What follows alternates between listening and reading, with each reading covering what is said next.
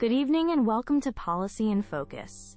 Tonight we address a question that lies at the heart of modern governance. Should essential public services be privatized? This debate touches on fundamental ideas about the role of the state, the efficiency of the market, and the rights of citizens. Presenting the case for privatization is Mr. David Chen, a distinguished economist from the Institute for Market Solutions. Arguing against is Ms. Maria Flores, a respected public policy analyst with over a decade of experience managing public sector departments. We will begin with opening statements from each of our guests. Mr. Chen, you have the floor. Thank you, Dr. Reed. The core of my argument is simple.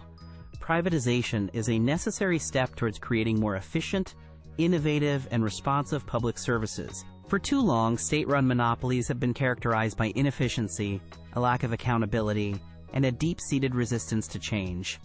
When a service is run by the government, there is very little incentive to improve or control costs, because it isn't exposed to the clarifying pressures of competition. Firstly, let's consider efficiency. Private companies are driven by a profit motive, which is a powerful force that compels them to streamline operations, reduce waste, and manage resources with meticulous care. This isn't just about benefiting the company's bottom line.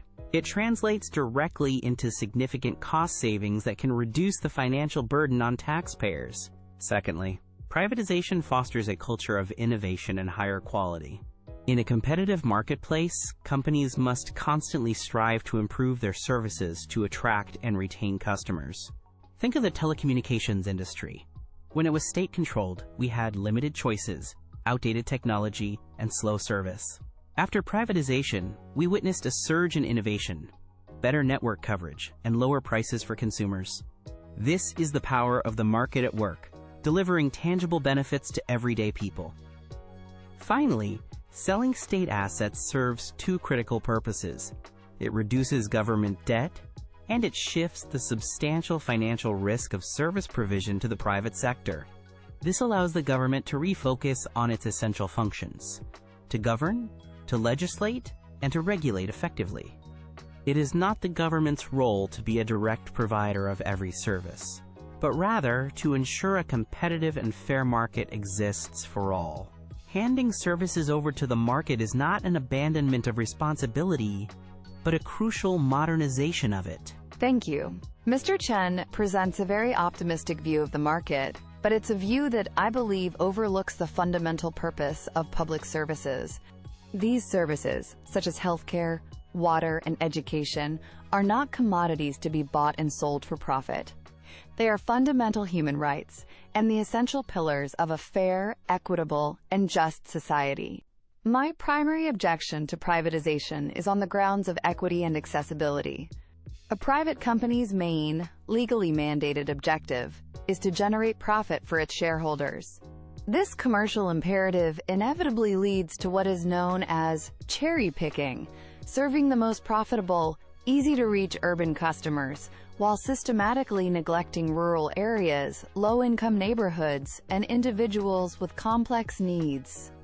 This practice creates a deeply unfair two-tier system, where the quality of service one receives depends entirely on their ability to pay, or their geographic location, which is simply unacceptable for essential services. Furthermore, the claim that privatization automatically improves quality is highly questionable and not always supported by evidence. The profit motive can, and often does, lead to dangerous cost-cutting measures. This could mean reducing staff-to-patient ratios in hospitals, using lower-quality materials for water pipes to save on capital expenditure, or cutting corners on vital safety inspections. When the primary goal is profit, public welfare can become a secondary concern.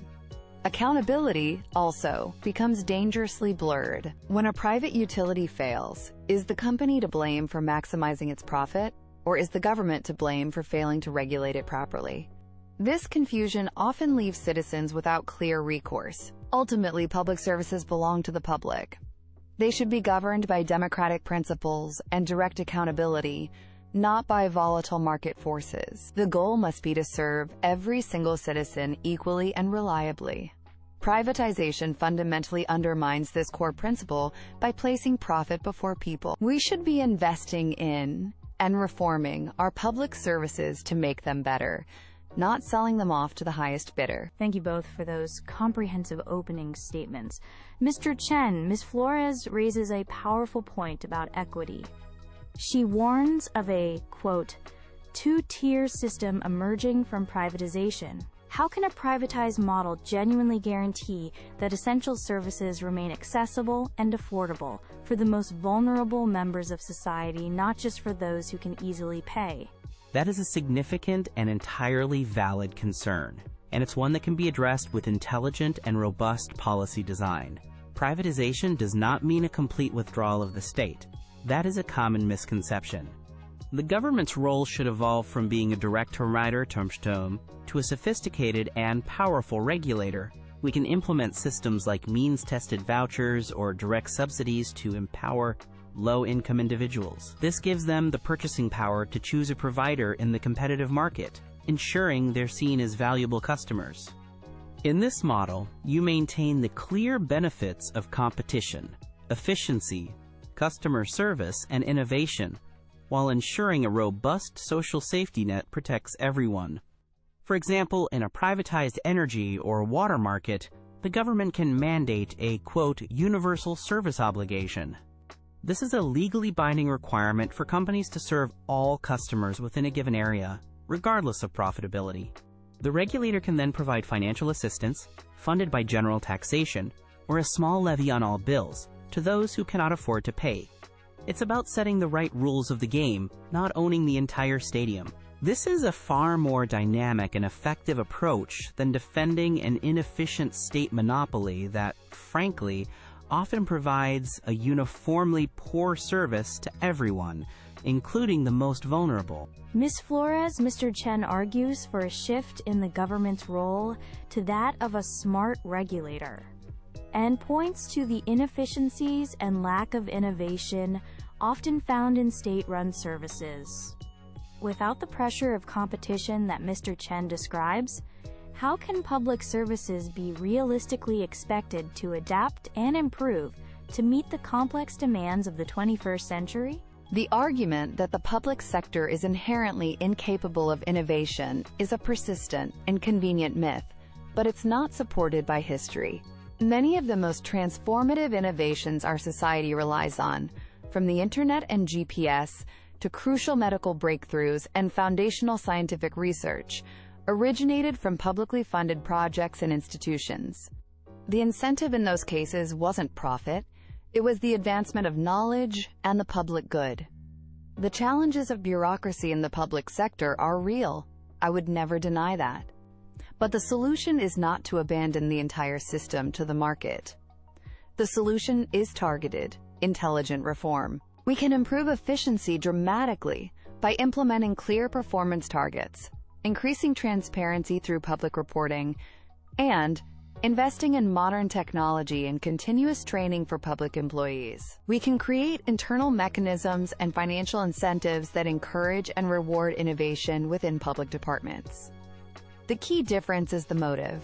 Public sector innovation is driven by a mission to serve everyone, whereas private innovation is driven by a mission to create shareholder value. Sometimes those goals might align, but for essential services like water safety or emergency health care, we simply cannot afford to take the risk that they won't. To conclude, we stand at a crossroads. We can continue to defend a 20th century model of state-run services, a model that is often inefficient, costly to taxpayers, and frustratingly slow to adapt to a changing world. Or we can embrace a modern, more pragmatic approach.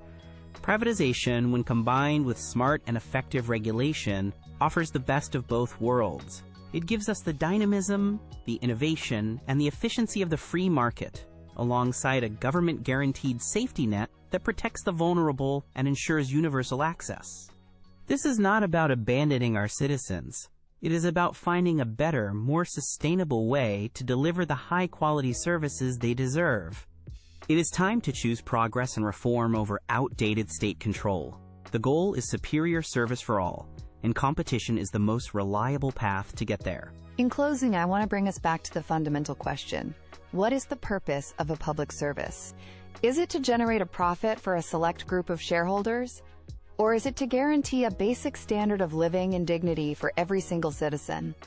I firmly believe it is the latter. The risks of privatization, of turning a human right into a commodity, are simply too great. It threatens to create a divided society where the quality of your health, your water, and your child's education depends entirely on the size of your bank account. The profit motive is a powerful force, but it is not an appropriate one to govern our most essential human needs. Our collective energy should be focused on strengthening and modernizing our public institutions. We must ensure they are transparent, accountable, and properly equipped to serve everyone equally. These services are a shared social responsibility, not a business opportunity. And that is all the time we have for tonight's debate. We've heard two very different yet compelling visions for the future of public services.